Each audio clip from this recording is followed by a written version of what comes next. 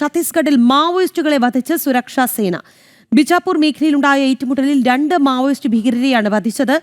തോക്കും സ്ഫോടക വസ്തുക്കളും പിടികൂടിയിട്ടുണ്ട്. വിവരങ്ങളുമായി ജിഷ്ണു കൃഷ്ണനാണ് ചേരുന്നത്. ജിഷ്ണു, 2 മാവോയിസ്റ്റ് ഭീകരരെ വധിച്ചിട്ടുണ്ട്.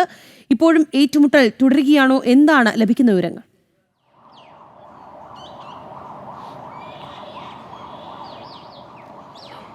ഛത്തീസ്ഗഡിൽ അതിശക്തമായിട്ടുള്ള മാവോയിസ്റ്റ് വിരുദ്ധ പോരാട്ടമാണ് സുരക്ഷാ സേന മുൻപോട്ട് കൊണ്ടുപോകുന്നത്. ഇന്നലെ രാവിലെ ബിജാപൂർ മേഖലയിൽ ദന്തേവാഡ മേഖലയിൽ ഉണ്ടായിട്ടുള്ള ഭീകരർ നടത്തിയിട്ടുള്ള IED സ്ഫോടനത്തിൽ 2 ജവാന്മാർക്ക് പരിക്കേറ്റിരുന്നു. അതിന് പിറകെയാണ് ഛത്തീസ്ഗഡിൽ മാവോയിസ്റ്റ് സാന്നിധ്യമുള്ള മേഖലകളിലെല്ലാം തന്നെ CRPFന്റെ കോബ്ര യൂണിറ്റും ഒപ്പം സംസ്ഥാന പോലീസിന്റെ സ്പെഷ്യൽ സ്ക്വാഡും ചേർന്നുകൊണ്ടുള്ള പ്രത്യേക പരിശോധന ആരംഭിച്ചത്. അതിൽ വൻ പരിശോധനയും ഒപ്പം മാവോയിസ്റ്റ് വേട്ടയുമാണ് നടക്കുന്നത്. നിലവിൽ ബീജാപൂർ മേഖലയിൽ ഉണ്ടായിട്ടുള്ള ഏറ്റുമുട്ടലിലാണ് 2 മാവോയിസ്റ്റ് ഭീകരരെ സുരക്ഷാ സേന വധിച്ചിട്ടുള്ളത്. അവിടെ ഇപ്പോഴും ഏറ്റുമുട്ടൽ തുടരുകയാണെന്നും തോക്കും സ്ഫോടക വസ്തുക്കളും ഉൾപ്പെടെ വൻ ആയുധശേഖരം പിടിച്ചെടുത്തിട്ടുണ്ട് എന്ന കാര്യമാണ് ബീജാപൂർ SP ജിതേന്ദ്ര യാദവ് അറിയിച്ചിട്ടുള്ളത്. അവിടേക്ക് കൂടുതൽ സേനാവിന്യാസം നടത്തിയിട്ടുണ്ട്. ഇന്നലെ വൈകിട്ട് ഛത്തീസ്ഗഡിൽ തന്നെ ഗരിയാബന്ദ് മേഖലയിൽ ഉണ്ടായിട്ടുള്ള ഏറ്റുമുട്ടലിൽ 10 ഭീകരരെ സൈന്യം വധിച്ചിരുന്നു. സർക്കാർ തലയ്ക്ക് വിലയിട്ട മാവോയിസ്റ്റ് കേന്ദ്ര കമ്മിറ്റി അംഗം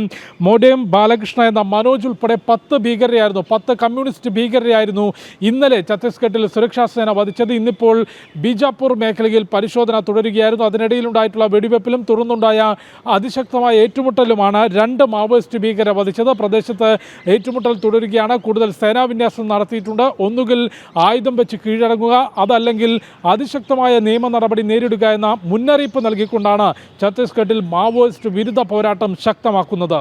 രാഖി.